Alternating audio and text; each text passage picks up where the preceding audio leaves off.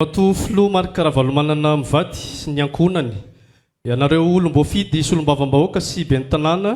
izay voafidy tamin'ny anarana ny tokontsika Madagasikara. Ianareo olom-boatendry, ianareo vahiny saina, isika mpikambana ato amin'ny antokontsika Madagasikara. Androany dia andro lehibe tokoa ho an'ny antoko satria mankalaza ny 420 taona ny antokontsika Madagasikara. Tantara izay tsy azo hoditsita fa ihany koa anokatra sahady ny fankalazana ny jobily volafotsy ny 520 taona ny antoko. Koa mendrika sidera no ary laza no atolotsika an'Andriamanitra, koa ampanajana no anolorana anareo ray am-panahy ny fitenenana hanomboka ny fotoana amin'ny fivavahana tompoko.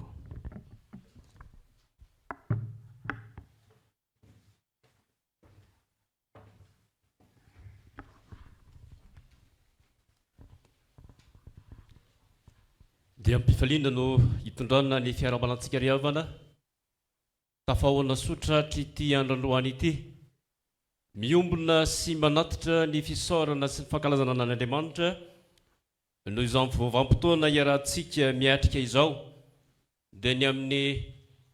tsingeritaona fa 420 ny atoko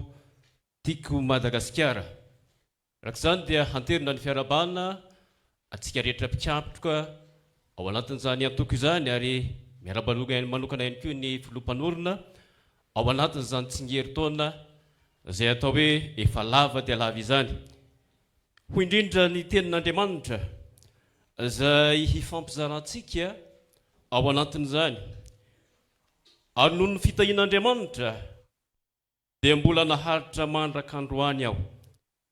Araka izay hita indrindra ao amin'ny boky Asan'ny Apôstôly toko 220 ka ny andininy 220. Arak'izany ry havana dia miompo-poa amampanahy isika menakavy misaotra n'ilay Andriamanitra pahary hoy ny teniny hoe fa ny zavatra rehetra miara-miasa hahasoa izay tia an'Andriamanitra. Ka dia ho amintsika rehetra ny fitiavan'Andriamanitra sy ny fampiraisana avy amin'ny fanahy masina. Amen. Andesika iompi-piderana amin'ny famankina ny salamo 920. Ny salamo 920 atomboka amin'ny andininy 9 ary mitsahatra amin'ny andininy 12. Salamo 920 atomboka amin'ny andininy 9 ary mitsahatra amin'ny andininy 12. Misaorana Andriamantsika ry firenena ary sandrato ny feo fiderana azy izay mampitoetra ny fanahintsika amin'ny fiainana ka tsy mamela ny tongontsika angozogozo. Fa efa nizatoetra anay ianao Andriamanitra, efa nanadio anay ianao tahaka ny fanadio ny volafotsy ny memy, efa nampanatitra anay ny tamin'ny fandrika ianao, efa nanisy etamavesatra teo ambala anay ianao, efa nampandeha ny olona hanitsaka ny lohanay ianao, nandeha namaky ny afo sy ny rano izahay, fa nitondra anay nivoaka amin'ny fitahiana mahitretrika ianao. Amen. Andeha mbola hatra mpitsangananay antsika ry havana hanao ny hira 220. Hira 220 tsaroanay tokoa izao.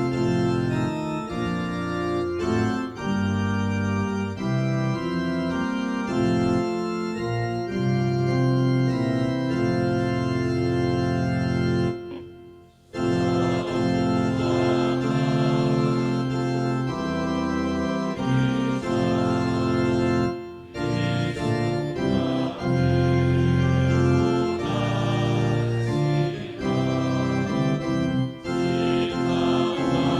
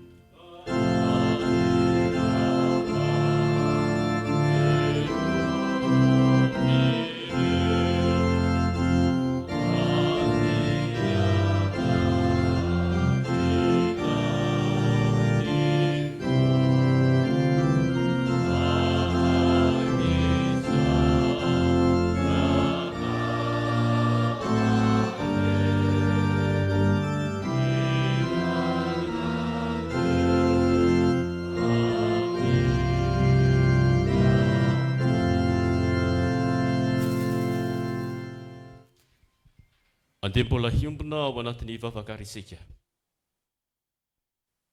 Tsaroanay tokoa ry Tompo Andriamanitra ny fitahinao sy ny fahasoavanao izay nanenika mandrakariva ny fiainanay, ny tantana sy ny vimbina ary nanolo-tsaina ka mbola hanananay ny andro anio ahafahanay mitodika ao aminao an'ilay Andriamanitra mahay ny zavatra rehetra sady mpandahatra ny zavatra rehetra. Ko ankehitriny izay misaotra anao indrindra noho ny fotoana izay mbola hahafahanay misaotra sy mideranao ny amin'ny fitondranao mahafaly sy noho ny fitantananao mahatretrika tokoa, ka mbola hahafahanay miombona ao anatin'izao fiderana izao ianao ilay Andriamanitra tompon'ny fotoana rehetra, ary nanampy anay tamin'ny zavatra rehetra nanomora nansarotra tao anatin'ny fotoananay ny lasanay rehetra, ary mbola nananay ny ankehitriny, ary mbola hahafahanay koa ny banjana no avy. Misaotra izahay noho ny talenta sy ny fanomezana maro samihafa izay nomenao, ary nomenao ihany koa ho ampiasaina ho fanasoavana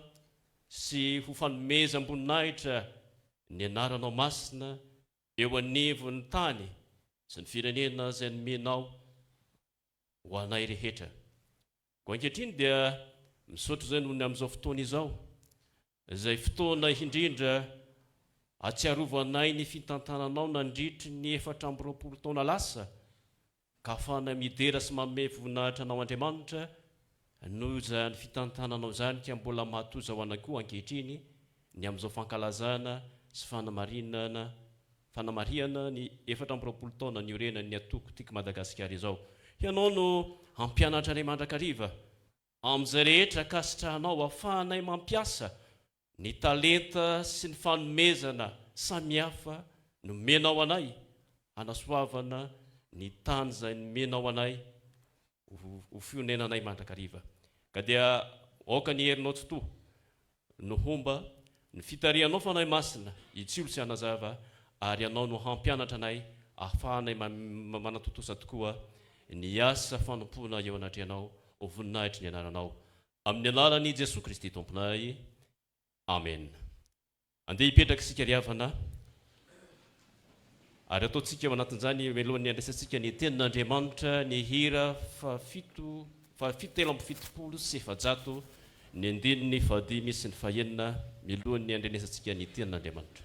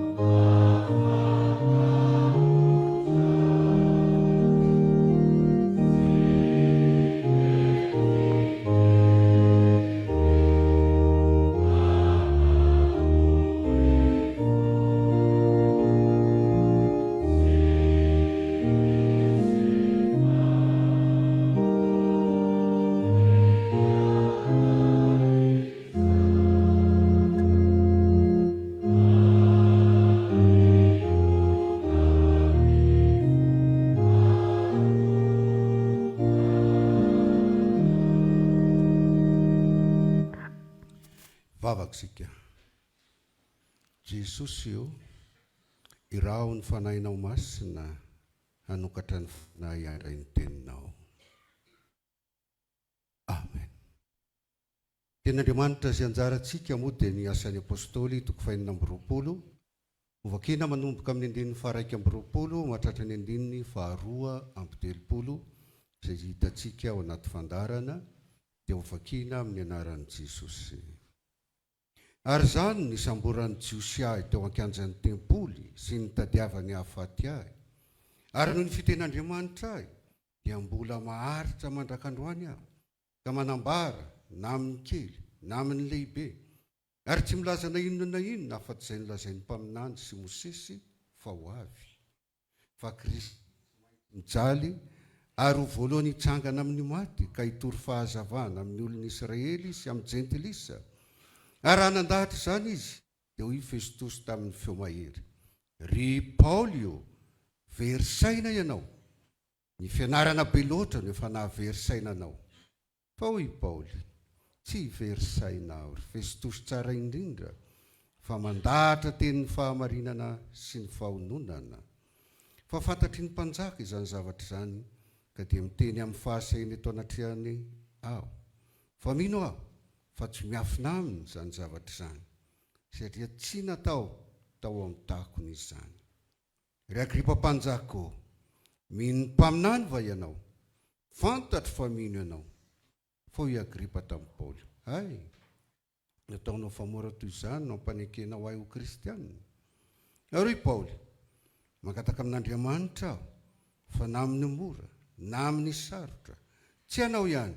fa izay rehetra mandre ahy anio dia hitovy amiko afa-tsy amin'ny reto gadra ireto ihany. Amen.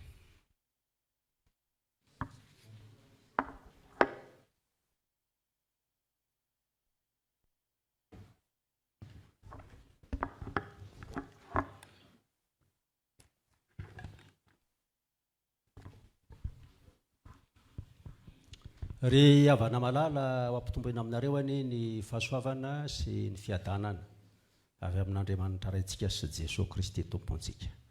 amin'ny fifaliana tanteraka ny iarabanantsika indrindra amin'izao fahaefatra amby 20 taona ny antokotiko Madagasikara izao. Mpiaraba manokana ny filompanorina président mivady mianakavy ndretsika sambola eto misaotra an'Andriamanitra ary midera sy manome voninahitra azy. Tsy adiniko ny teny hoe momba antsika Andriamanitra. Ao amin'ny fandarana ry havana dia hitantsika fa fotoana ny toroteny izao dia asaiko ampitiavana ianao hanaraka an'izao tenin'Andriamanitra izao. Ary tena anisan'ny fifaliana ho ahy ny mahafantatra hatramin'ny voalohany fa ity antokotiko Madagasikara ity dia antoko mivavaka ary nitarika ny antoko politika rehetra hivavaka. Ary dia izany ry havana no anasako anao handre izao tenin'Andriamanitra izao. Ny tenin'Andriamanitra amin'izao fahaefatra amby 20 taona ny antokotiko Madagasikara izao, izay araka ny voalazan'ny mpandamina sy ny mpandrindra fa miomana isika ho amin'ny jobily volafotsy amin'ny taona ho avy, dia izao no tenin'Andriamanitra mba hifampizarantsika anio.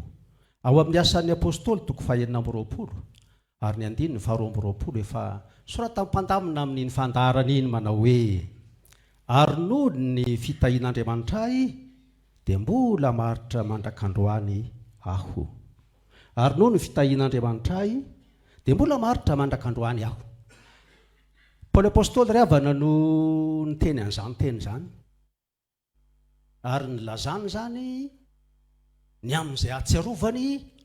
ny tantara no diaviny sy ny lalana nalehany. Ny tantarany izany izy eo amin'io tenin'Andriamanitra izay novakiana teo eo. Lalan-tsarotra,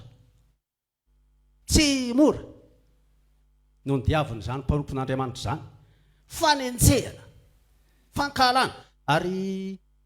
Docteur Aliko moa izany izay nanoratra ny filazantsara fahatelo, dokotera izy iny, no mitantara eto, manoratra eto izay novakintsika teo. Misy ampahany-kely ihany izay tantarain'ny dokotera ao amin'ny Docteur Aliko izany resahako eto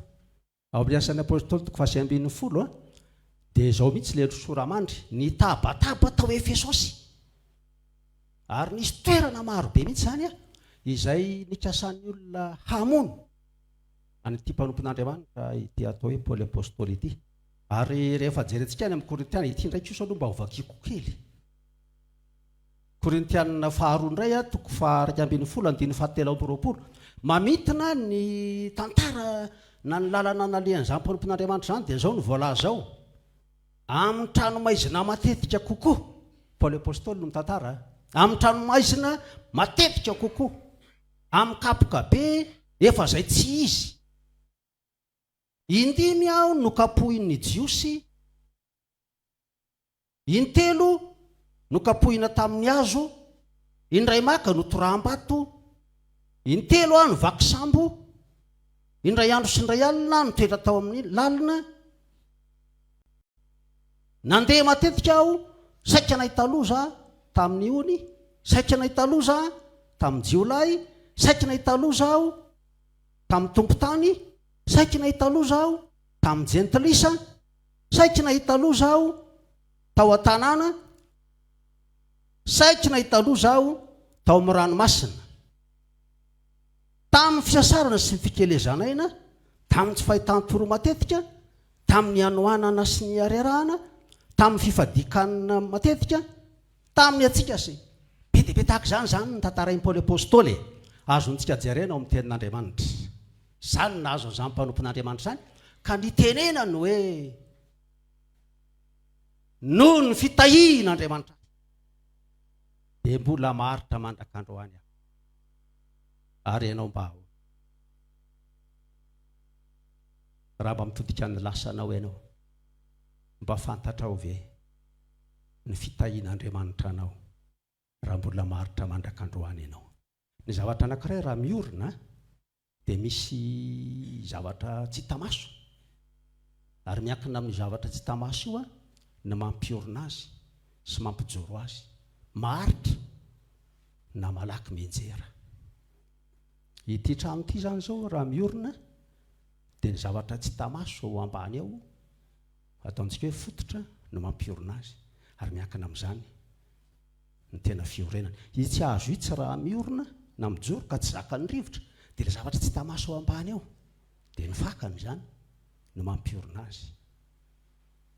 Ary zany no azontsika raisina zany amin'ny tenin'ny Paoly apôstôly ity, ny hoe matoa mbola mijoro, matoa mbola velonaina, maharitra mandrak'androany dia misy hery tsy hita maso miazona sy mitahiry. Zay ilay fitahian'Andriamanitra. Ity samy manan-kambary sika, Paoly apôstôly no mitantarany azy, fa isika koa samy manana kolazaina. Fa ity antoko ity dia isika rehetra samy mahafantatra ny lalana anao diaviny, ny mafinao setray. Izaho manokana dia anisan'ny fondateur n'ity antoko ity tamin'ny district Manjakandriana 23 commune tamin'izany fotoana izany. Ary hitako tsara ny fandehan'ny tantaran'ity team ity, arenao koa mahalala. Fa za dia samy teny aminao fa misy fitahian'Andriamanitra ao, ary tokony hapiaiky ny olona mitazana izany. Nahoana fa nahoana, fa misy hery miafina zay tsy takatra ny saina mitondra azy. Ary tsy ny atoko ihany fa lazaiko ihany koa mba ho tonga ao an-tsaintsika fa indraindray mety ho adinontsika na ny lalana anao diavy, ny mpanorona, ny filompanorona, ny fianakaviana dia tadidintsika. Fa dia ndray andro ihany na ny fananana na ny automobile na ny eto dia samy miverina ao an-tsaintsika ireny. Ary lalana tahakany zany no ny diavina, tahakany hoe mitovitovy amina mihoatra mihitsy azy noho ny amin'ny Paoly apôstôly. Fa ity tenin'Andriamanitra ity dia milaza mazava, ary noho ny fitahian'Andriamanitra mbola maharitra mandraka ankehitriny ny atoko tiako Madagasikara. Ary noho ny fitahian'Andriamanitra dia mbola maharitra mandrak'androany ny filompanorina, ny fianakaviany tsisy raha vatongotra aman-tanana, ary mbola manatrika antsika mandraka ankehitriny. Ahoana ny tsisy saorantsika an'Andriamanitra amin'izany? Ary izany no zava-dehibe amin'ity fotoana ity. isika samy manakabary tsy ho lava resaka fa ny tiako holazaina aminao dia mampatsiahy ilay fitahin'Andriamanitra azam-bahadino eto am-pamaranana na izy ianao na izy na viaiza ianao na viaiza tsy mahavita na voambarira iakory ianao tsy fanirianao ny tonga olombelona eto amin'ity tany ity fitiavan'Andriamanitra anao dia noforonony ianao ny ampitso aza tsy fantatrao akory fa mandeha anjamby ianao fa zany ny maha olombelona fa Andriamanitra miasa ho anao isan'andro kanazy tsy nangatahanao azy dia nomeny ary na tsy nisaotra azy ianao tsy olano izany fa nataony tsy diso anjara ianao na ny ankonanao dia ateriny ho anao isam-baravarana nomeny ho anao isam-batan'olona ny fita ary tsy voavidy vola mankarena no maro amin'ireny ani dia sain'Andriamanitra tenenina aminao fa tiany ianao na tsy tia azy aza tsy manadino anao izy na nanadino azy ianao nisy fotoana mety nandakanao an'Andriamanitra fa izy tsy mbola nandakanao ary io fitahin'Andriamanitra io no tokony ao an-tsaitsika rehetra raha mbola maharitra mandrakandroany isika dia misy hery miafina tsy takatra ny sain'olombelona mitondra ny fiainanao anio ravako tokony hipetraka ao an-tsaitsika rehetra ny alehiben'Andriamanitra fa raha maharitra mandrakandroany ianao dia tadadio fa tsy nanao tazan-davitra ilay raintsika zay any an-danitra izy no mendrika omem-boninahitra mirary soa ity antoko ity avita asa soa be dia be ho amin'ny mpiray tanindrazana dia ny malagasy mirary soa ho amin'ny filompanorina ianareo mianakavy mirary soa atsika rehetra ravako sambola ho tahin'Andriamanitra indray ka anehoan'Andriamanitra ny tanany mahery mitondra atsika sy mitantana atsika ho amin'ny ho avy sy ho amin'ny manaraka ho an'Andriamanitra irery ny voninahitra amen.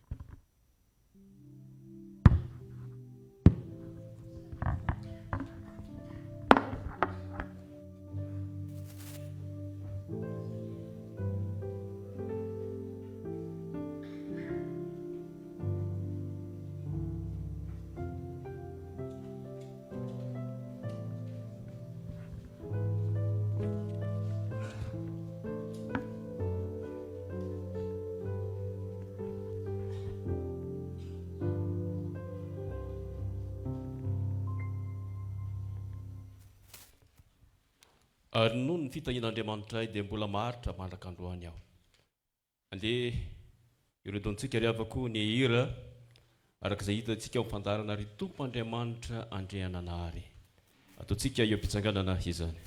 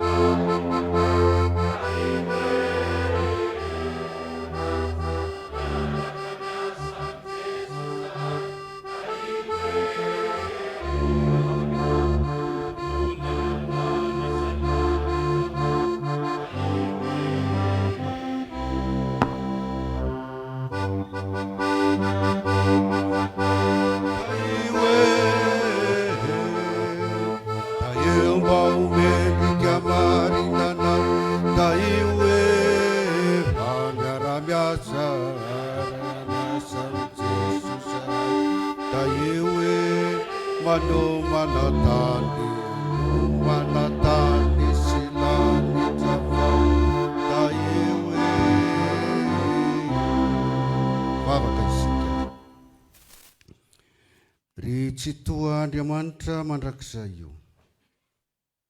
Da io mba homendrika anao tokoa zay, satria miara-miasa aminao zay. Ianao dia ianao rery ihany mahavonjy ny firenena amin'ny fahotana ary mahay manome fiadanana azy. Gataka aminao zay. Aza mijery ny tsy fankasitrahanay ianao sy ny fimatimatesanay amin'ny volana ny fitadiavanay hanambony tena sy ny ota hafa rehetra izay mitarika ady sy tsy fifanarahana, fa mamelany ilokay ary vonjeo amin'ny fahasoavanao afaka amin'ireny ota ireny zay. Tompo malalo, engany ianao ny jery manokana arak'izay fanotantananao ty atoko tiako Madagasikara ity amin'izao fankalazany ny faefatra amby roapolo taona ny orenany izao. Ianao no mba sy tantana ny filoam-panorona Andriamatoa Marika Ravalomanana mianakavy, ny mpikambana rehetra, ny ratsamangaika rehetra ny amin'ny faritra tsirairay avy sy ny any velany. Ianao no mba sy tantana azy ireo, hanome ary hery indray maka indray ianao, ka mantarany tokoa fa misy asanao Andriamanitra miandry azy ireo. Dia omeo ny ankonana tsirairay avy, indrindra fa ny tokantrano reny mpikambana tsirairay reny, ny fiadanam-po, ny fihavanana, ny fifankatiavana.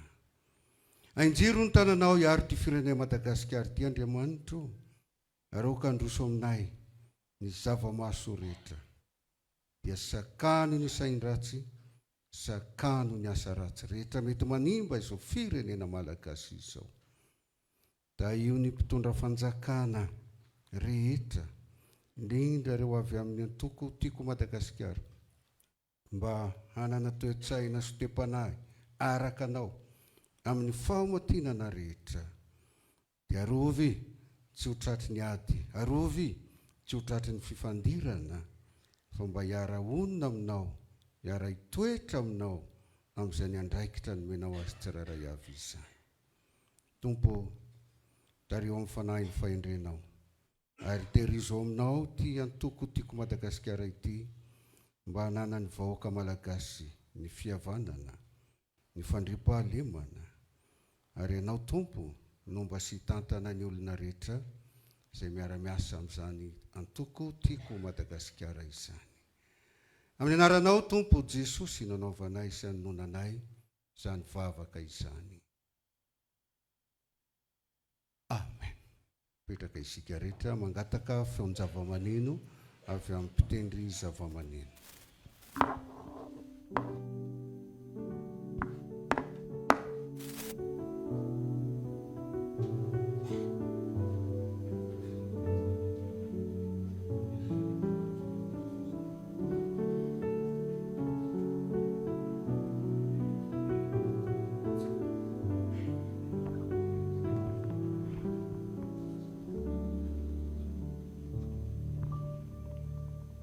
Eo mpamarana sahady izao fiaratsika miombona ao anatin'ny vavaka izao sika riavana, miantso reto ray aman-dreny ampanareto anome ny tsodrano amin'ny anaran'Andriamanitra ao anatin'izany.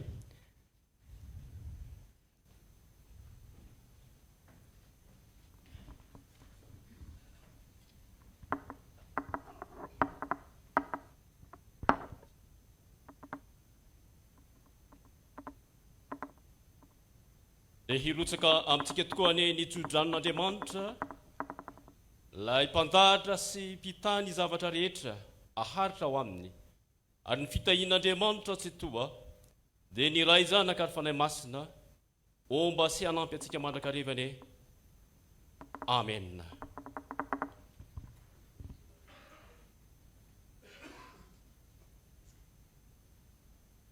Famanana antsika ny fotoana riavana andeha hotonontsika miaraka ny vavaka nampianarin'ny tompo rainay izay ny an-danitra ho masina ane ny anaranao tonga ane ny fanjakanao atao ane ny sitraponao ety atany tahaka ny any an-danitra meo anay anio ny anina sahaza ho anay avelao ny elokay tahaka ny namelanay izay meloka taminay ary azavela ho azy mifakapanay zahay fa manafanay amin'ilay ratsy anao fanjakana sy ny hery anao voninahitra mandrakizay amen mazotoerany ianareo tompoko ao anatin'izao fiarahana miombona fisaorana sy fankalazana an'Andriamanitra izao dia miara miombona fisaorana an'Andriamanitra sika ny amin'ny fotoana rehetra sy ny zavatra rehetra izay nomeny ahafahantsika mijoro vavolombelona sy tena olony tokoa amin'ny adidy amin'ny andraikitra ary amin'ny zavatra rehetra izay hatrehantsika ka dia mirary ny fitahian'Andriamanitra ny fahasoavan'isy tompoandriamanitra omba sy hanampy antsika lalandava ahay ampiasa ny talenta nomeny antsika ho fanasoavana ny firenentsika ary ho fanasoavana ny hafa ihany koa isaorantsika reto ray aman-dreny izay niombona tao anatin'ny fitarena tamin'ny alala ny vavaka reto dia andremitoa mpitandrina raha famezatsoa valisoa avy eo amin'ny fiangonana FJKM ny pastora Rabary manana hery avy eo amin'ny fiangonana Luteriana Malagasy ary ny tenako moa izay nitarika dia presbytera avy amin'ny fiangonana Anglikana Révérend Fiantriniana Patrick dia misaotra sy mankasitraka antsika tao anatin'izay fiangonana izay mankasitraka tompoko kasitraka président loetiko amin'izay saiky nahita loza ho i révérend any Anglikana teo ary noho ny fitahin'Andriamanitra dia mbola naharitra mandrakandroany aho tsy nahita fandarana sy fanaovana ty rehetrarehetra ty mihitsy ana iray ary fa eo vao nahita hoe tena marina mihitsy zany saika nahita loza fa velontsika androany fa le matahotra nareo ka dia misaotra an'Andriamanitra lehibe isika fa nitahy atsika izy ary niaro atsika tamin'ireo loza saika loza ka dia hoe aminareo hoe ny ahafahantsika miona sy tafavory eto androany dia noho ny fitahian'Andriamanitra ka ny dera sy ny laza ary ny voninahitra omentsika azy irery ihany ary dia makasitraka anareo rehetra izay tonga eto miaraka eto tsika tena no heverina natao tsotra arak'izay mamety azy izao fanokafantsika ny fahaefatra amby roapolo taona ny tiako Madagasikara zao tena natao tsotra fa kosa manana maizy azy ho hitanareo tsara ny zavatra ataontsika ary faly tena faly aho miarabantsika rehetra izay tonga eto androany tena faly aho natao mpahatsorana ho ianareo amty fankalazana ty dia aneo zavatra lehibe nefa n'izy natsotra ara zay zavatra lehibe zany maneo ny faharetan'ny finoantsika tsotra l izy fa naneo tamin'ny faharetatsika fa saika nahita loza naharitsika tamin'izy ny firaisankinatsika ary indrindrindrindra ny fitiavantsika amin'ny Madagasikara zany rehetrarehetra zany dia tena mampiseho tokoa fa mitasy momba antsika Andriamanitra ary izy rery ihany no manana an'le hery miafina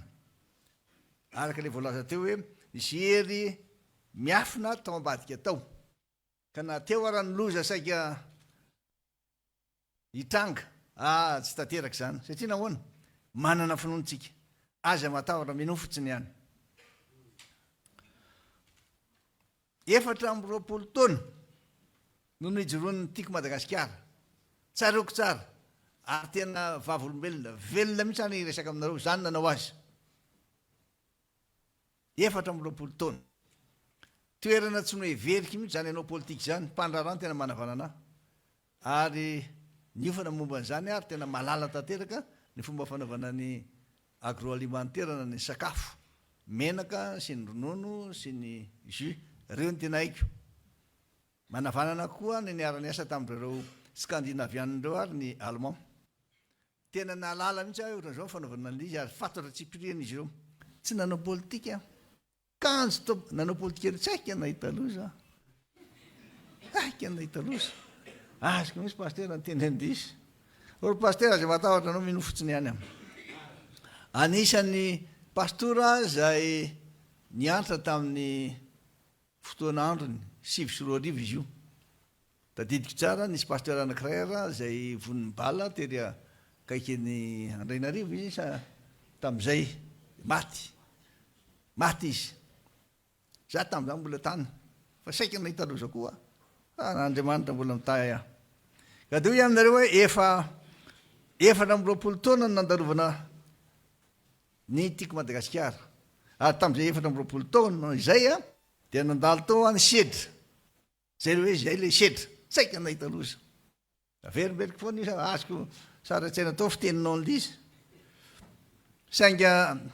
nombantsika mandrakariva Andriamanitra raha ataon'ray mijery zany ny lalana ny diavintsika dia 7 taona ihany no nitondrana ny firenena 7 taona ihany ary ny taona maro zay tao aorian'izay dia taona niatrehana fanakatsakanana sy fitsapana maro tena fitsapana zany kanefa nateo azy zany dia mbola mijoratra any ny tiako Madagasikara satria tsy natsangana tao ambonin'ny olona iray izy tsy natsangana tamin'ny korery izy fa teo ambonin'ny fotokevitra teo ambonin'ny rafitra matanjaka ary teo ambonin'ny fitokisana ny vahoaka tena natoka antsika ny vahoaka nino izy satria nahoana ino tsara ray tanindrazana rehefa matoka antsika hitondra ny firenena ny vahoaka malagasy dia nanana vina tamin'izany fotoana andro zany io vina io dia hoe Madagasikara naturellement zay no vina napetraka vina ny jery lavitra tsy ho an'ny taranaka ankehitriny ihany fa ho an'ny taranaka mbola ho avy ihany ko izany no antony namolavolanany Madagasikara action plan izay nametrahana ny fototra lehibe teo amin'ny fampandrosoana ara-toekarena ara-tsosialy ara-politika ary ara-diplomatika mazava ny fotokevitra tamin'izany Madagasikara sy ny vahoaka malagasy no lahara-pahamehana aloha tena lahara-pahamehana tsisy vahiny zany mibaikobaiko anazy tsisy vahiny zany nolaza hoe zao natao zao natao isika malagasy no mametraka ny viny nametraka hoe Madagasikara naturellement ary raha tianareo fantatra ny tantara dia niaraka tamin'ireo filom-piangonana efatra tompokolahy cardinal Gaëtan Razafamatratra Razafindratandra niaraka tamin'ny Raben'Orla niaraka tamin'ny pasteur Edmond ary niaraka tamin'ny enendraka farany Rabendrina Sagrasy Rabendrina dadan'le Rabendrina iny zay zany niaraka nandeha helicoptera nakany Maroantsetra le cyclone eribe zay na général zay nasala am'izany dia tsika saika nahita loza zay saika nahita loza zay tamin'izay fa vita somatsara zay na tonga hoe ilayntsika orana io zay na tonga hoe Madagasikara naturellement zay na tonga hoe hoarovantsika ny ala dia nampitomboana telo isanjato ny fiarovana ny alan-javaboary zay na tonga le protection ny environnement ny antsona ny Langsette avy any Norvège iaro dia nomena hélicoptère izy vita ny somatsara nampitombo avy folo eniny zay lasa narovana daholo ny ala rehetra ny zavaboary isika malagasy hoe aminareo no nametraka ny vina sy ny lahara-pahamehana ho an'ny firenetsika ary eo mpiara-membonantoka amintsika mpamatsy vola tsy nisy afaka ny baiko tsy nisy afaka nametraka nyzay fepetra manakatsakana antsika ny nano azy toy ny mpamily fiara isika no tsy maintsy mitazona ny familiana ary mamaritra ny lalana izorantsika fa tsy ry zareo akory ary hita maso ny vokatra ny tombo nisany ankizy niditra an-tsekoly tadidinao tsara tamin'ny 7 arivo tamin'ny 20 arivo 2 isanjato ny zanaky ny malagasy nianatra tany an-tsekoly avokoa 2 isanjato 2 isanjato nanaika ny vahoaka tamin'ny nanangananareo tena niaiky mihitsy vahoaka tamin'ny nanangananareo le tobim-pahasalamana CSB1 sy CSB2 natao araka zazo atao mihitsy nanaovana andreny ary indrindrindra ny tombo ny araka rem-pirenena natratra efa nianitra ny 8 isan-jato saingy iarahantsika nalala ny zaranotranga natsangana ireo fotodrafitrasina lehibe lalana toadrano tambazotra mpamokarana ary ireo tetikasa maro nanoanana ny tantsaha fa raha mbola tsy ireo tantsaha ireo no mandroso raha tsy mbola ireo any amin'ny commune sy ireo ambany vohitra reo no mandroso aza meritreritra androso Madagasikara natao lara-pahamena ny fiarovana ny tontolo iainana satria fantatsika fa lova ho an'ny taranaka sy arena voajanahary ho antsika malagasy zany ary nitsahatra ary nitsahatra ny etraketraka nisy ny fandripalemana sy ny fifampatokisana tsy nisy misy tamin'izany fotoana zany zany kidina mpinina zany tsy nisy misy zany tamin'izany fotoana zany zany etraketraka vonon'olona zany satria nahoana fifampatokotsika tsy nisy tamin'ireo zava-bita no vokatry ny kisendrasendra fa vokatry ny vina mazava tsy nisy tamin'ireo zava-bita kisendrasendra fa vokatry ny fitantanana madio mangarahara raha tia antanareo ahoana ny ady tamin'izany kolokolo na ady tamy mazava tsara ny teny tamin'izany ary indrindra vokatry ny finoana fa afaka mandroso Madagasikara rehefa apetraka voavoan'ny politika ny tombontsoan'ny vahoaka afaka mandroso Madagasikara rehefa apetraka alohan'ny tiavateny tiavakely tombontsoan'ny malagasy ary malagasy Madagasikara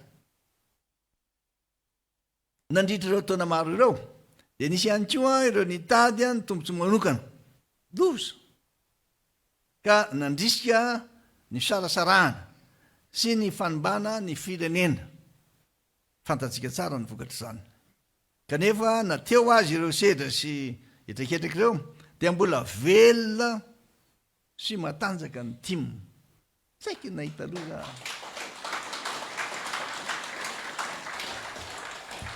mbola manana olom-boafidy mbola manana mpitarika manerana ny nosy ary indrindraindrindra mbola manana tanora sy vehivavy maro manatevin-darana isan'andro zany rehetra zany dia pirofo fa velona ny fotokevitra velona ny fanantenana ary mbola matoky ny timma ny malagasy maro milazana zany aminareo mba tena ahafantaranareo tsara fa hoe ohatra zao ny zavatra misy noho zany tsy maty monomoka akory niezaka nataotsika nisy reo zanatsika nampianarina tany an-dafy ary nisy reo zanatsika isaky ny faritra isaky ny région zay nanana an'le maizy azy de teny izy ange zao hoe alefasy ny fifantarana manaraka angasitrano andrimatofilo amin'izay lateny voalohany zay a so kosa dia misy oronan-tsary zay nandritra ny fandalovany filoha Marc Ravalomanana teny ivelany ho jerentsika manarak'izao iarahana amin'ny Karine sy Louis Michel ary ny filoha Marc Ravalomanana. Moi, je suis très content de te recevoir. Je ne te l'ai jamais dit. Mais tu es une des personnalités qui m'a le plus marqué. C'est le meilleur ami que j'ai rencontré actuellement.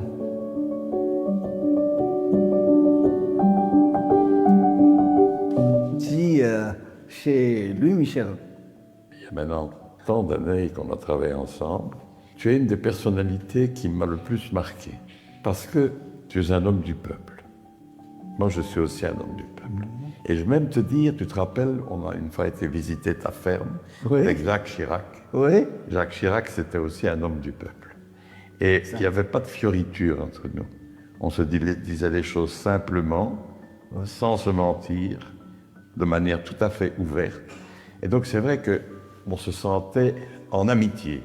Et avec Chirac aussi. Et donc c'est la raison pour laquelle je suis tellement content de te revoir et j'espère d'ailleurs qu'on va pouvoir un peu restaurer une forme de justice.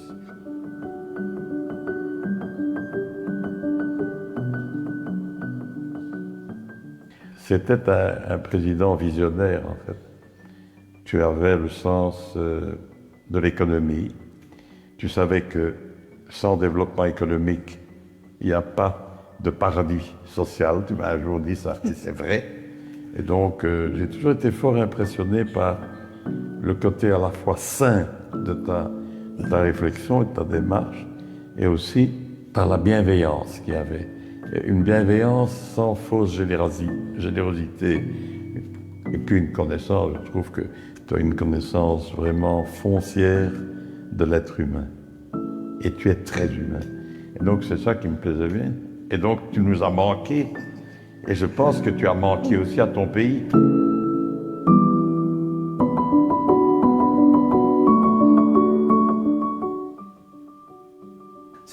C'est pour ça que nous sommes ici. Nous allons essayer de chercher la clé, de redémarrer encore notre pays, parce qu'actuellement, les Malgaches sont en difficulté, politiquement, socialement. Et comme tu as dit tout à l'heure, qu'il faut trouver la clé. C'est important. Et ce que je trouve de bien, c'est que tu continues à t'investir pour le bien de Madagascar.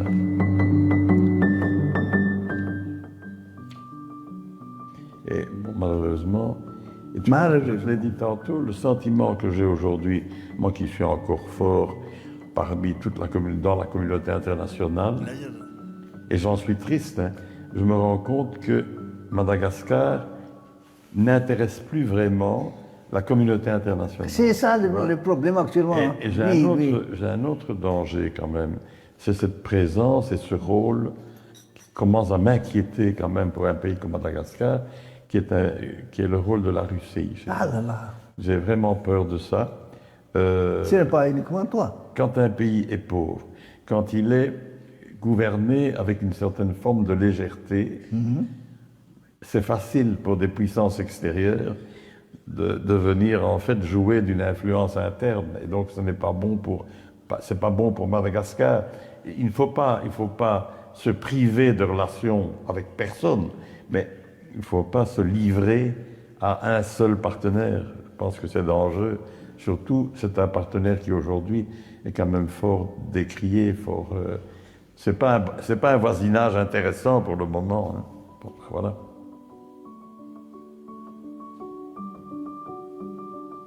Je crois qu'il y a plein de responsables au plus haut niveau en Europe et même au-delà de l'Europe qui souhaiteraient que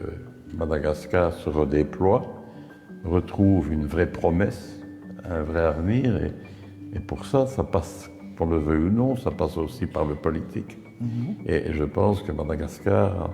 a besoin en tout cas de personnes de ton format et de ton acabit, avec ta vision. Alors, je suppose qu'il y en a d'autres, mais je pense que ce que je trouve de bien, c'est que tu continues à t'investir pour le bien de Madagascar.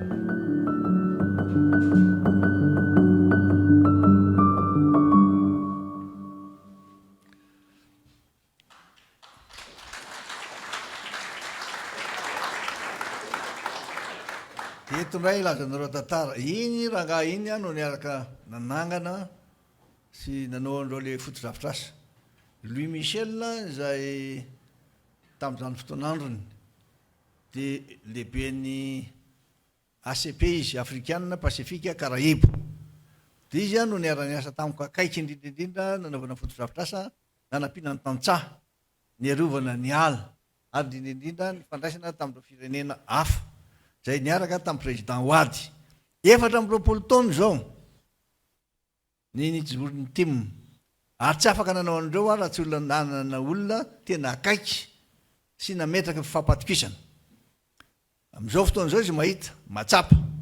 Fa izao ny zavatra mahazo Madagasikara sisy. Tsy maintsy hareniny aranaiky izy ireo démarrer miaraka amintsika indraiky. Matahotra nareo. Zay matahotra nareo fa dia saika nahita aloha isika. Zay matahotra fa minopotry ny any. Dia tany no nahitako indray. Zay tanora manana maizy azy. Zay lina dia lina koa amin'ny fampandrosoana mahafantatra tsara. Ay misy any alefasy Philbert Emekala ianao. Philbert Ramarsan no misolo tenany jeune team indray ny fitenenana zao. Philbert indray dia olona niezaka nianatra tamintsika nitondra. Anisan'ireo le olona mbola nahazo tombontsoa taloha izy dia navita ny fianarana. Nianatra tany Harvard izy dia naveta ny fianarana rehetra nataony tany dia niona tamiko izy hitany a tany Toliara inao tsara ray tantara velona mihitsy ty président za ty araka aminao dahoara va dia natao daholo ny test sy ny tsy le any de mensonge atsy akory tsy ny akory dia gaga ndray ny sasany minazy hoe misy any de test de mensonge ry tika fa tsiny fa fampiresaka zay dia natsoko izy dia hoe eny ara dahoara va iaraka dia netiko nanaraka azy nakany Bruxelles dia tantarao raha anaty misaotra Andriamatoa nareo ray aman-dreny isan'ambaratonga ny avy ny ray aman-dreny ara-drazana ny ray aman-dreny ara-panahy ianareo olom-boafidy isan-tsokajiny avy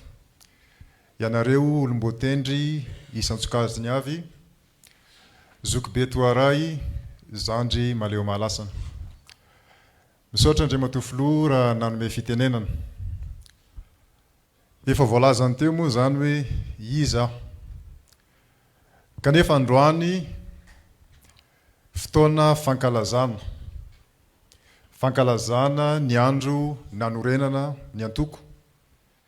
7 taona lasa zay 7 taona lasa nahitana fahombiazana nahitana ezaka nahitana fahadisoana nahitana fanakianana kanefa araka ny resahana teo dia mbola vonona izany antoko zany ho any manaraka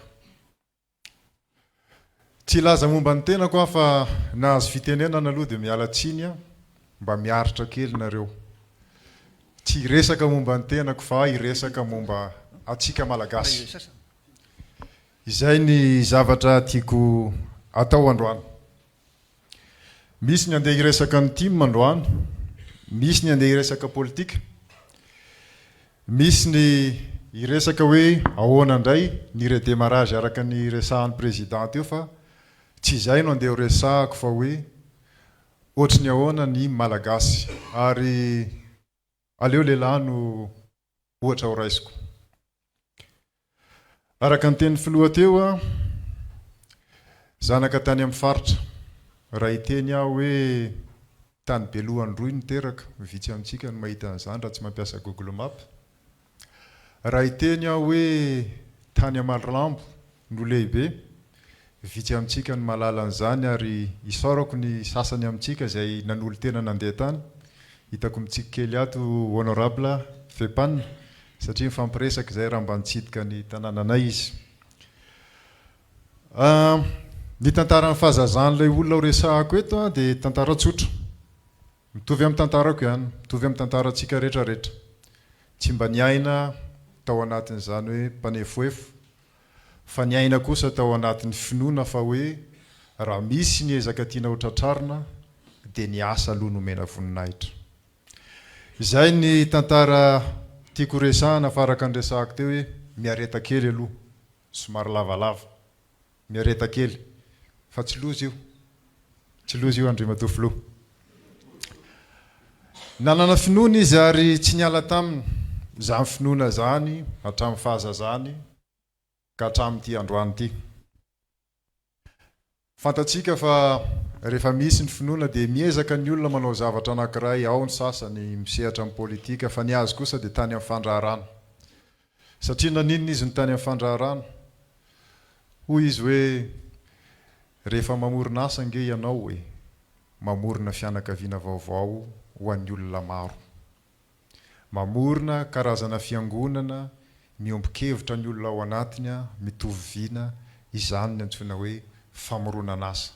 izay no antony nanosika amorona asa teo anelanelan'izay rehetra zay nefa dia betsaka ireo andraikitra araka ny fiteny moa ho antsika malagasy dia hoe misy ny andraikitra omen'Andriamanitra misy koa ny andraikitra omeny vahoaka ny aina izany karazana andraikitra zany ny olona resahako amintsika androany satria teo amin'ireo karazana andraikitra dia nitety ny vazatany izy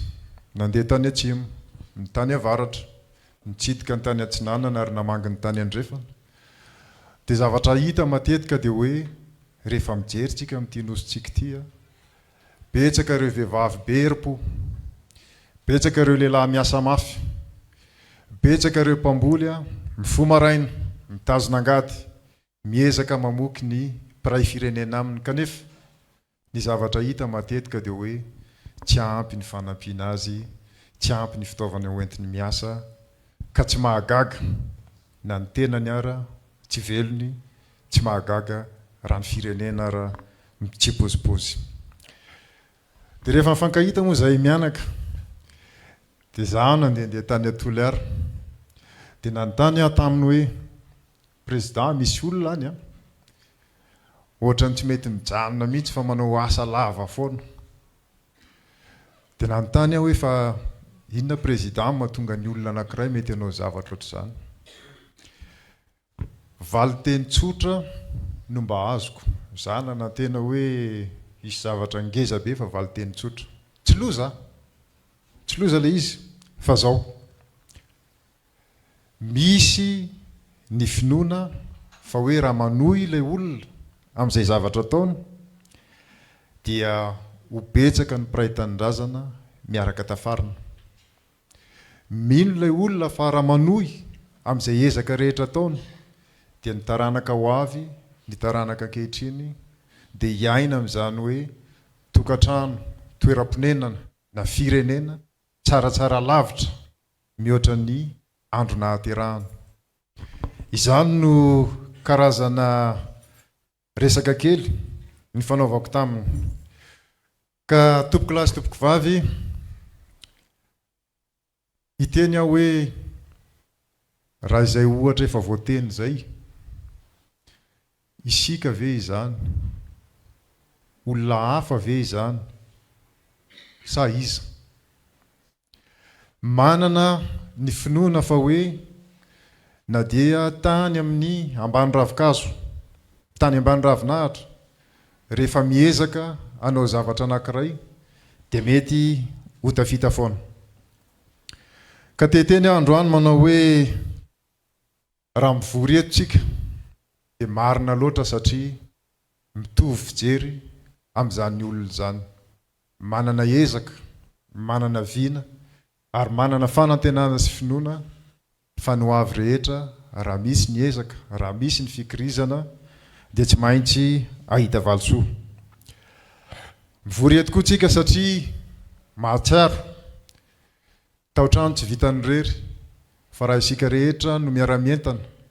dia inona fa isy izay Madagasikara anjakan'ny fihavanana. Ny fihavanana tsy hoe mitovy hevitra daholo ny mpianakavy,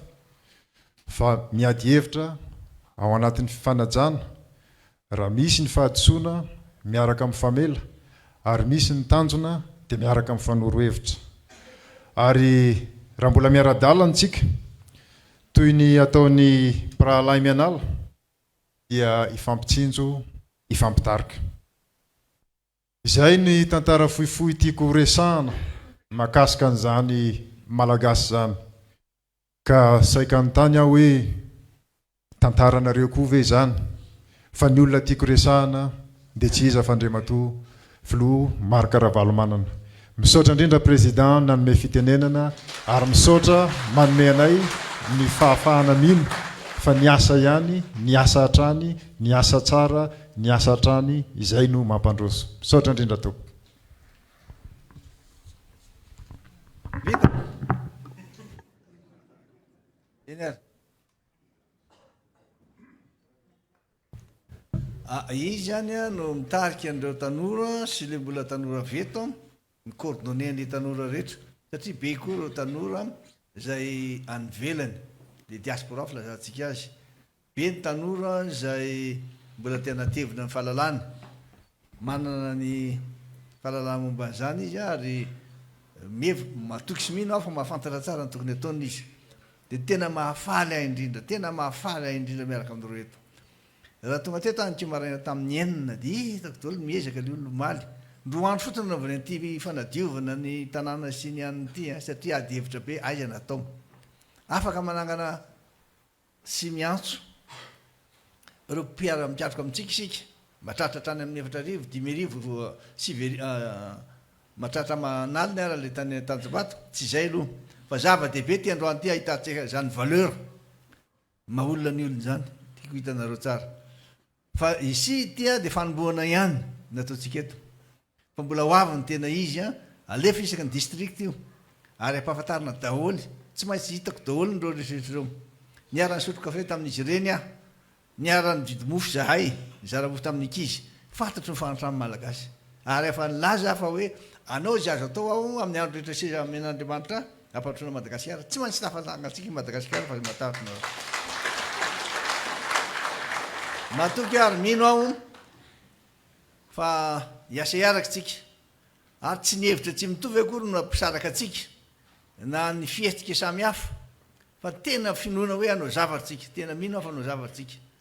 ary raha ohatra mbola misy tsy ampy ny fahalalan'ny sasany dia azo atao mampitombo azy raha misy tsy ampy ny enti-manana dia azo atao manome azy ka dia zay tanjona kendrentsika ny tamin'ny voalohany teo dia nahitany Louis Michel zay napiditra tamin'ny Union Européenne ray manontolo ninninona décision raisiko manomboko zao ninninona zavatra dedavina iny vitany eto Madagasikara fa nataoko amponan'ny Madagasikara ny andro sisa iainako tsy mitsahatra mijery zay ahasoan'ny firenena sy ny vahoaka malagasy ah satria fantatro ny fahorian'ny malagasy niaraka tamin'ireo ah teny an-tsena teny ambanivohitra teny an-dalambe niresaka taminareo ah ary nahita maso ny fahasairanana sedraindreo vahoaka any ambanivohitra any kanefa na eo azy zany dia tsy very ny finoko minao fa mbola afaka mitsangana Madagasikara minao fa mbola afaka miverina ho firenena matanjaka sy ajainy ny afrikanina rehetra Madagasikara ary minao fa tsy arena kibon'ny tany no tsy misy fa le olona manotantana azy ny jerevana ny arena lehibe indrindra dia ny vahoaka manana vahoaka tsara isika manana vahoaka malagasy mahafatrapo vahoaka be heripo vahoaka be tia asa ary vahoaka mino an'Andriamanitra vahoaka tsy kivy na dia mandary fotoany tsarotra azy zany no antony ilazako fa tsy tanjona ny fahoriana ary firenena vanina no kendrentsika mino somatoky aho fa mitovy hevitra amiko ianareo ary anana firenena izay manaja ny sitoavina isika firenena mampanjaka izay raha matoa zay dia niasa tao amin'ny Nations Unies izy ny sahana momba ny ankizy latsaka ny 5 taona momba ny fikarakarana sy ny fiarovana azy mba tsy hisy ho faty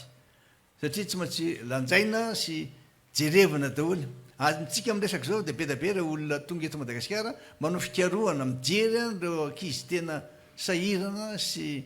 tsy ampy sakafo dia latsaka ny 5 taona betsaka ny ndoso fahafatesana manaraka zany ny fahasalamana io aminareo tsy tokony atao ambany zavatra io tsy maintsy ampanakakezina ny tompo-pahasalamana atsaraina ny fitaovana sy ny fanafody ary omena lanja ny mpiasan'ny fahasalamana ny olona salama no afaka mianatra ny olona salama no afaka miasa ary ny olona salama no afaka mampandrosa ny firenena zany tsika tokony tsy kely soroka amin'ny fanatsarana ny tompo-pahasalamana ry mpiray tanindrazana ny tanjona eny tsy hizara fahantrana fa ny amorona arena azo avy amin'ny asa arena azo avy amin'ny famokarana ary arena azo avy amin'ny fanaova-tsoa ary tsy maintsy atsaraina ny fambolena fampiroboroboana ny fiompiana sy ny jona atsangana ny industria manodina ny vokatra eto an-toerana mba tsy ho ahorana fotsiny amin'ny akabeany zao ny vokatritsika fa vokatra vita izay mamorona asa sy mahazo ny tombidina ny tantsaha no fotsiny ny toe-karena ny mpandraraha no mamorona asa ny mpiasa no mampandeha ny famokarana ary ny fanjakana kosa no mamorona tontolo ahafahan'izy ireny miasa ampitokisana ry mpiray tanin-drazantsika miova aingana izao tontolo izao ny teknôlôjia vaovao ny faranita-tsaina artifisialy ny fikarohana siantifika ary numerika dia efa mamaritra ny toe-karena amin'ny firenena iray tsy afa mijanona am'izao isika fa tsy maintsy manaraka an'ireny teknôlôjia ireny tsy maintsy mandray anjara amin'izany tsika tsy maintsy amboarina ny tanorantsika afe ny siansa sy ny teknôlôjia tsy maintsy homena fitaovana izy ireny mba amoronana asa vaovao sy orinasa vaovao satria ny tanora no anoratra ny tantara Madagasikara raha mpitso zany no antony mahazava-dehibe ny fampiasam-bola amin'ny fanabeazana ny fikarohana ny fanavoizana ary ny teknôlôjia tsy ndriko tsara aminareo tsara tsy afaka manao ninina raha ohatra ka mibahana zay soan'ny hafa isika tsy afaka mpandroso raha ohatra ka tsy haitsika mitaizana reny tanora reny zany no mahatonga amintsika amresaka zao mbola nandefa olona indray nakany ivelany anisan'izany ny zanako farany maika lasa nianatra ndray manatevana fahaizana an'izy mba hahafahany mifanerasera amin'ny olona zay tokony irahany miasa sy irahany mampitombo fahalalana ry tanora malagasy ianareo no hery indrindra ny hery lehibe indrindra amin'ny firenena aza matahotra ny anofy manofy foana indrindra fa renenina ny andro manofisa aza matahotra ny anatra mianara foana tsara malala zao rehetra zao mafantatra ao zay clé tokony raisina aza matahotra ny amorona ry tanora raiso ny risika ary ry tanora aza matahotra ny ray andraikitra raisina andraikitra fa tsy irery anao akory tsy jery fotony zay ny hoava Madagasikara dia tsy miankina amin'izay ananatsika kehitriny ihany fa indrindra amin'izay hoaviny rapitso koa aoka isika rehetra hiara aloha satria miankina amin'ny antoko politika zany ny zavatra tokony ataonay vehivavy fa tsy handingana an'izany zay manana ny rafitra itsika ny tiako Madagasikara tsy izahay mihitsy no andeha fa tena manaraka ny zay toromarika avy amin'ny anao filomarika Rafalimana zay dia misaotra Andriamatoa filoha satria ianao no nahinjery anay vehivavy nanana ny tena maha-izy azy tamin'izany fitondrana filomarika Ravalomanana zany sainga no nietraketraky ny hafa moa nisy ny fanokana mpanjakana dia rava tanteraka ny zavatra izay natao eto izay misy ny fanantenana amin'ny hoavy dia manantena ao arinanao foana izay Andriamatoa filoha vonona koa izay vehivavy amin'ny fikaonan-doha-pirenena izay isy atoato tokony hoe afaka mandray anjara izany vehivavy zany efa navoakanay foana zany président sainga manaraka an'izay hevitry ny atoko politika dia misaotra indrindra toko fa tsy sotra ny teny dia mankahery antsika vehivavy rehetra betsaka ny vehivavy tonga eto manana solotena vitsivitsy fa reo manana andraikitra isaky ny fokotany commune district dia faly miarahaba dia ny afatra président zany nataony olona bitsibitsika hoe andray fitenenana dia hoe vonona ny any faritra rehetra manerana Madagasikara zany amin'ny atoko tiako Madagasikara misaotra indrindra tompoko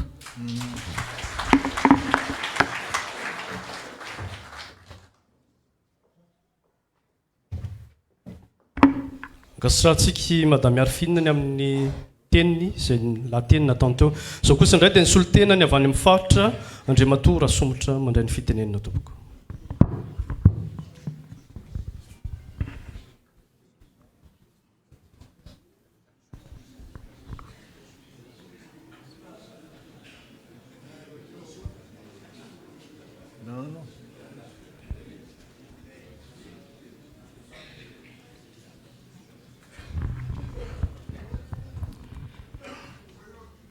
Mitondra fialan-tsiny amintsika jiaby mandray fitenena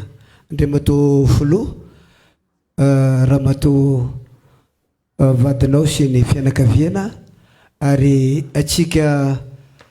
honorable jiaby ndraikeo atsika olo-mofidy tsy soritana sy avaha indrindra fo atsika ray aman-dreny zay miatrikatry maso indrindra fo atsika tanora zay iankinanay efa nahazo azy togno amin'ny fampandehanana ny antoko voalohany indrindra mitondra fialan-tsiny koa amin'ny fandraisam-pitenenana aketo fa atsika molo agnatin'ny antoko dia miomagna lalandava rehefa mampandraisam-pitenenana zahay eto Andriamatoa président dia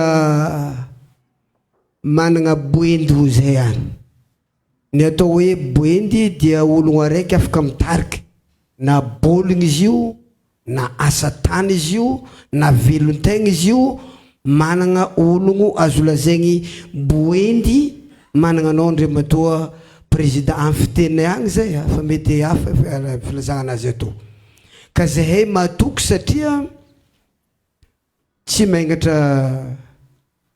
zahay raha ohatra mandinika zay 7 taogno ny alantsika teto zay managna fampitagna fondro fo eky ary misy ray aman-dreny koragna taminah alohako hiala tagna zay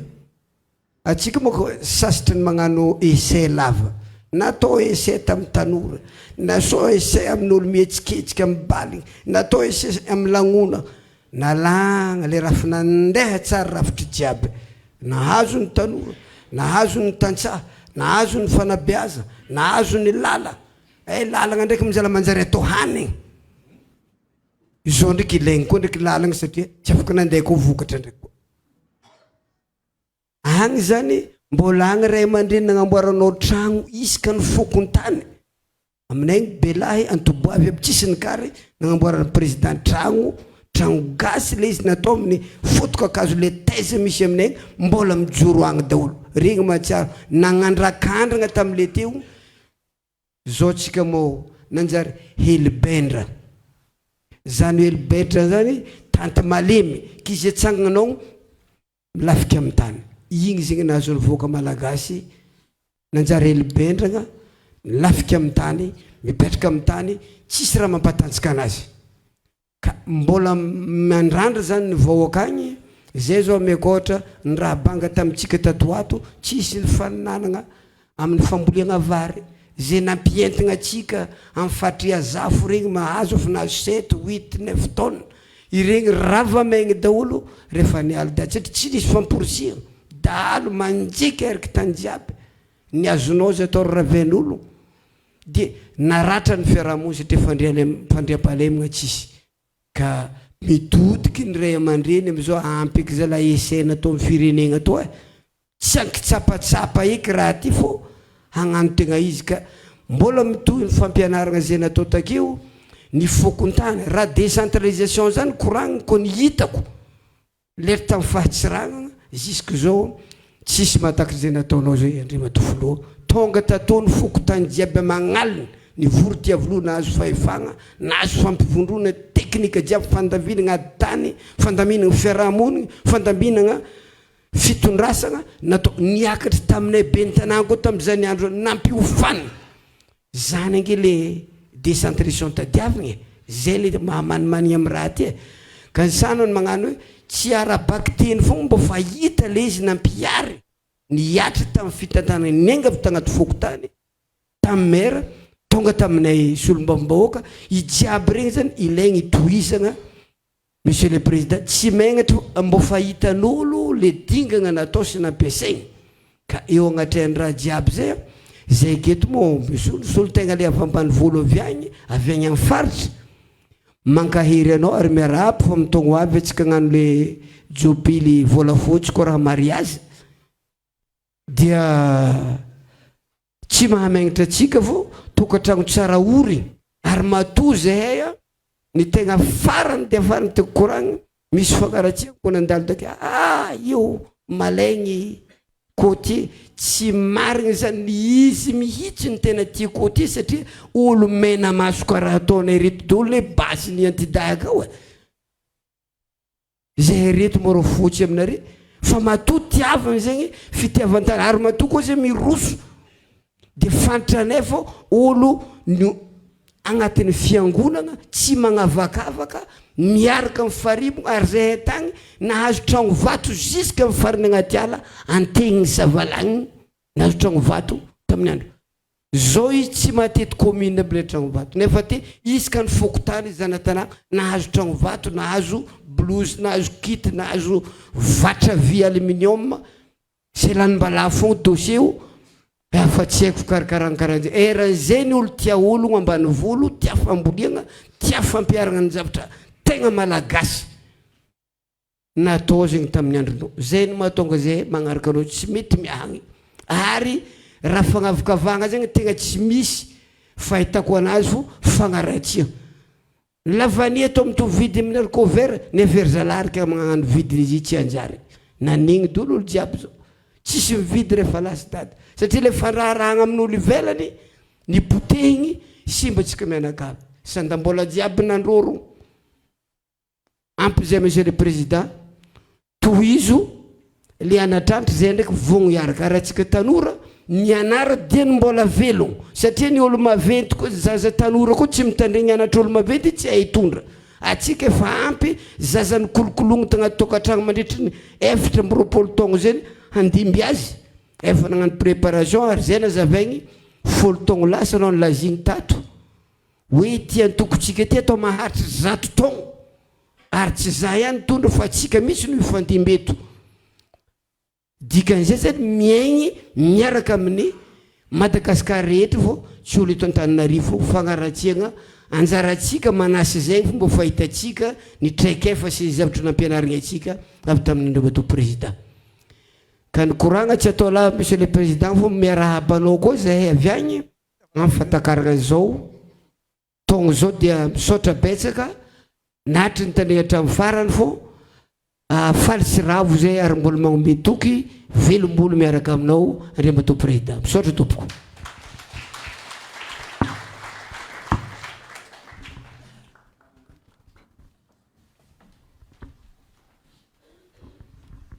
efatra amby 20 taona tokoa ny antoko ary Andriamatoa filoha misy ireo team ancien sy ancien team président manasa mpanajana ny ministre Laporte andray ny fitenenana tompoko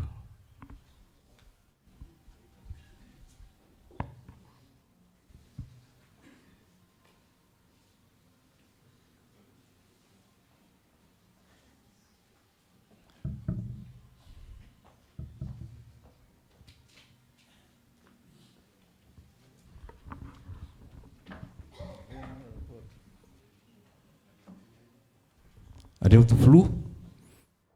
malamy malalao finaro zanany sy bonatiny tika rehetra ataon'ny antoko anisan'ny tranay toko tamin'ny antoko tiako Madagasikara izay ministra reo tenako tamin'ny taona 2012 nanan-karatra ary mbola tia posiko ty ngamba le karatra tsy disoako tamin'izany dia tena asa fa tsy kabary araky fitenin'ny président tsarana taloha nanitsy ny asa mila vokatra ary mandeha ampahitsina tanteraka ny asa natao tamin'izany tsy misy olakolaka satria fatara fa aorianao miandro vokatra ny président ary miandro vokatra tsara ao anatin'ny famarinana ihany koa ka izay no ataoko fa tokony mbola lesona ho anareo tanora ankehitriny izay mbola hitondra rehefa avy eo rehefa verina fitondrana soamantsara rehefa to Marc Ravalomanana ho président ray verina amin'ny taloha hiala amin'ny gaboraraka ankehitriny ary tena naraka ny foto-kevitra an'ny antoko tady vokatra tsara ho an'ny besony maro ka mba hampandrosana Madagasikara amin'izay dia mba alohan'ny an-tananay andozona tany ty mba hita zavatra finaritra fa tsy zavatra ankehitriny intsony soratelo président soratelo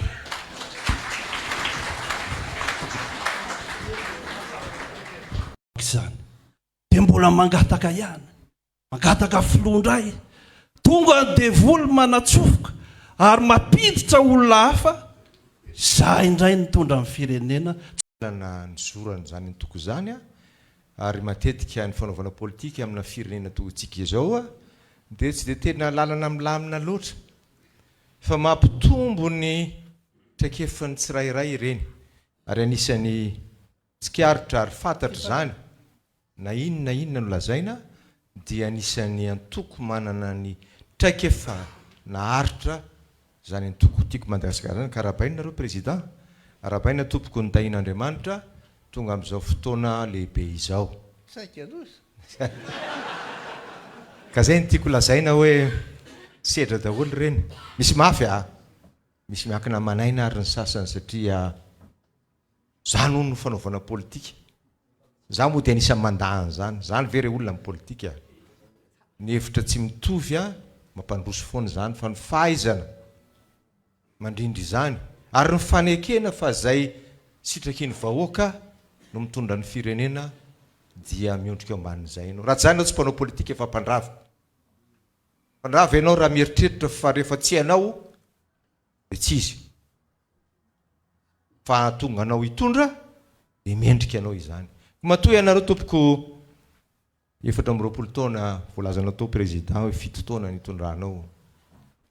mbola velona iny ianao mbola ity Madagasikara ary tsika mana farantenana foana fa tsy anisan'ny olona kivy amin'ny fanaovana politika izay kivy dia aloha hijanona raha fa manantena tsisy tsony ty Madagasikara dia mialay eto fa ty tsy maintsy mandeha ty Madagasikara ty ary sika zanaka malagasy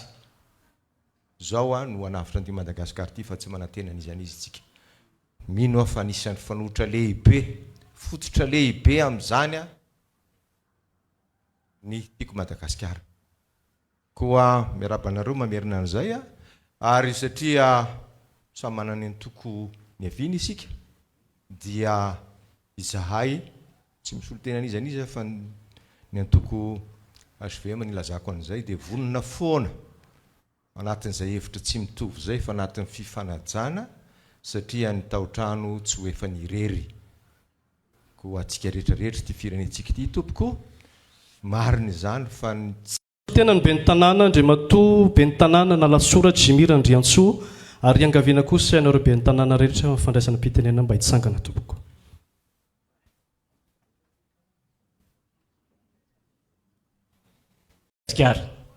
ny tena mampiavaka ny tim dia ny fomba nijoroana nandritra ny 9 taona tao anatin'ny fanoerana tsy nirodana ny tim tsy nivadika ny tim tsy nanary ny finono ny tim satria Andriamanitra ny fotorenany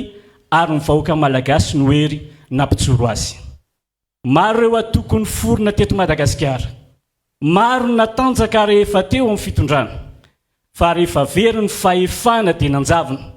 fa ny tim kosa mbola eto mbola mijoro mbola mindray mbola matanjaka tsy ny fahefana no mampisy azy fa ny foto-kevitra tsy ny toerana no mampatanjaka azy fa ny fatokisany vahoaka tsy ny tombontsoan'ny olombitso no hiadiny fa ny tombontsoan'ny malagasy rehetra 7 taona lasa zay dia nisy olona nanana finoana fa azo ataony manorina toko miorina amin'ny asa ny fahamarinana ary ny fitiavan-tanindrazana ankehitriny dia lova velona izany ny 7 taona dia tsy fiafaran'ny dia fa ny fiandohan'ny petsy vaovao mino isika fa noavin'ny tim dia mifamatotra amin'ny hoavin'ny Madagasikara engany Andriamanitra hitahana Andriamatoa Marc Ravalomanana Menakavy izy ary hita ihany koa ny mpikambana rehetra eto anivon'ny tim hitany mpikambana sy ny mpanohana rehetra ary indrindra hitahany Madagasikara tratry ny 7 taona ny atokotiko Madagasikara toy izy olo lalantsika hoe lavelona ny atokotiko Madagasikara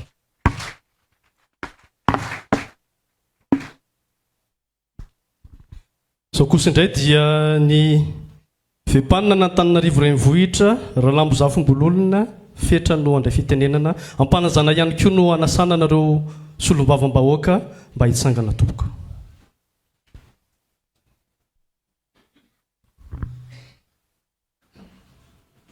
misaotra amin'ny fanomezana anjara fitenenana Andriamatoa Filoha Ray aman-dreny Marc Ravalomanana Ramatoa vadiny neny lalao Ravalomanana ary ny ankonany zay solonizy mivady tena eto ho atsika rehetra tsy avahana ato anatin'ny efitrano ampifaliana tanteraka ary voninahitra lehibe ho ahy izay mitondra ny teniny reto namana solombavam-bahoaka sy ny olom-boatendry no mitondra ny fiarabana sy firaretsoanao Andriamatoa Filoha voalohany indrindra noho ny zao 7 taona nahaterahany atokotiko Madagasikara izao maro ny zavatra ny lalovana ary tany amboalohany raha nitsangana zao ny forony zao atoko zao dia be ny mpanatsatso ty loza ny mpanatsatso ny fiainana indrindra ny ara-politika hoe mandra-paroviana zany atokotiko Madagasikara zany matoa mbola mijoro ankehitriny na teo aza midingana ny sedra ny fitsapana dia nanana finoana nanana fanantenany zany a satria naorina teo ambony finoana an'andriamanitra ka isaorana azy a mbola mampijoro antsika rehetreto fa nanana finoantsika dia nanana fanantenana ary isaorany reto mpanompon'andriamanitra reto ny rany ny amin'ny tondra ny afatra avy amin'ny soratra masiny zany indrindra ny araky ny voasoratra ao amin'ny salamo fahenina ambienimpolo zay nitondrana ny afatra teo a dia manatenitsika noho zay finoana antsika zay fa hitondra antsika ivoaka makany amin'ny inona mahatretrika moa izy teo paster sy révérend fitahina mahatretrika zay no afatra taon'ny finoana ho ia teo tsy vita ny vava fa matona petratsika amin'ny finoana zany a dia finoana narahana asa koa mijoro ny atokotika Madagasikara ny solom-bavam-bahoaka ho vavolombelona zany fitaizana